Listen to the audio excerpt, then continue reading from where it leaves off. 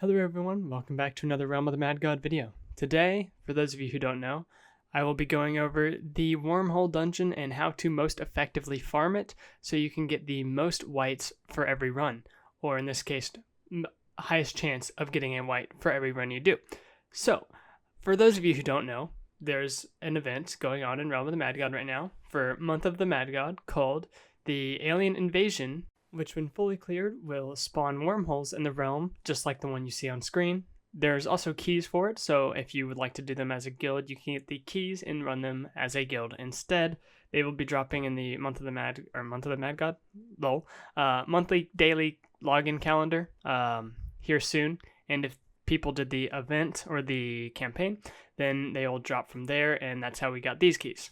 So unless I specify otherwise, everything I say in this video will apply to all of the dungeons, not just blue. The only reason I'm using blue as an example here is because it has 4 different platforms to exaggerate the look of the 4 different directions that enemies will spawn. Top, bottom, left, and right. So with that said, I'm going to restart the footage and walk you through every phase. And as I said, everything I say from here on out, unless otherwise specified, will apply to every color. Similar to a cemetery, there will be 4 waves in order to spawn every major boss.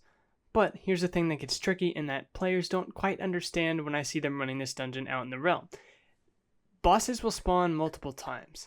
I've started the footage over again, as you can see on screen, in order to have this make a little bit more sense. So, as you can see here, we just cleared the first wave. I got in a little bit late. And the second wave is about to spawn, indicated by the little blue beam kind of thing. There you go. That the UFO will shoot down. So once you clear 4 of these waves, the main boss will spawn in the middle. But don't let that fool you. There will be other bosses that you've already defeated that will spawn in later waves or in later sections. So as you can see, we've done the first 4 waves and the boss spawned middle.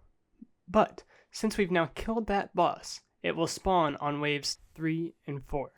So as you can see on screen, the cycle has now repeated. The enemies will spawn again, similar to the cemetery, in another 4 waves. So here we are on wave 2. As you can see, no boss. That's completely normal.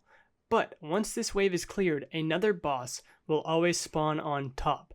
Waves 3, after you've defeated the first boss, waves 3 will always have a boss on top, a singular one. Now, once we've cleared this boss on top, there will always be a boss on bottom and top.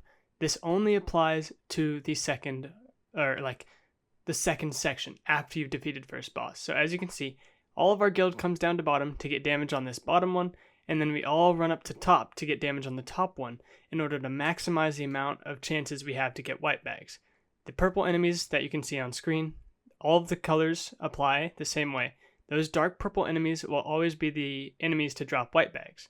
So, as you can see, we've cleared the 4th wave. The main boss has now spawned into the middle again. So, yet again, we just got to clear another 4 waves. In blue, there is these balls. They're just kind of annoying because they go invulnerable after you kill them. There's different enemies that vary a little bit, but the format will always be the same, and there's very little variance when it comes to how the dungeons really work. Just the enemies change up a little bit. So yeah, that's this is either wave 2 or 3. Let's see here. I think this is just wave 1. Yeah, so this is going to be wave 2. This is wave 2 right now that we're on, and it's about to be wave 3. Wave 3, after you've killed second boss, will spawn one boss, just like the first time, up top. So everyone should go up top on the 3rd wave. Always go top 3rd wave. Remember that. Unless you haven't killed a boss yet. But if you have, always go top 3rd wave. Now, with that said, 4th wave, you kind of want to work your way from the bottom. That's what we like to do. If you're in a public group, don't go bottom on 4th wave after 2nd boss, because people will just be greedy and go up for damage. With that said, work your way, like we do here, if you're in an organized group, counterclockwise or clockwise, to get damage on all 3 bosses. If you're in a random group, there will be a boss top, left, and right on the 4th wave after 2nd boss. This is kind of confusing, but if you watch this a couple times, I guarantee you'll understand the pattern. After you've cleared the 4th waves, there will be a boss spawned in middle, just like always. Blue is the most complicated boss to kill. If you don't know what you're doing, that's the main reason I picked this, as well as you can see very clearly the way it spawns. Clearly the way the enemies spawn on the different sides by teleporting around on the 4 distinct platforms. Blue, this little eye that'll spawn in the middle there, that little eye thing is what you have to kill to get soulbound on blue. In other cases, it's just a standard looking enemy. The blue little eye will spawn after you kill all 4 tentacles, and it'll spawn on top, you do damage, it'll move down to bottom, kill another 4 tentacles, and it'll be on bottom. You have to shoot that in order to get soulbound. That is how you do the wormholes. Very simple. Coming from me. It's very simple for me because I've done them plenty of times. But if you watch this a couple times, or even just watch this once and you got a good understanding of it, you'll understand that there's a set pattern to the way all of the enemies spawn, and there's a way to maximize the chances of you getting a white bag by, I will show on the minimap right now exactly how it works in a 1, 2, 3 progression. 1. There's 4 waves before the first boss spawns. None of these waves will have an enemy that gets you a white bag except for the boss itself. Alright, you've killed first boss. Cool. Let's look at the minimap again. Set 2. I'm going to call them a set of multiple waves. Set 2, which is after first boss, there will be 2 waves of nothing. So there'll be 2 waves of just regular enemies to clear.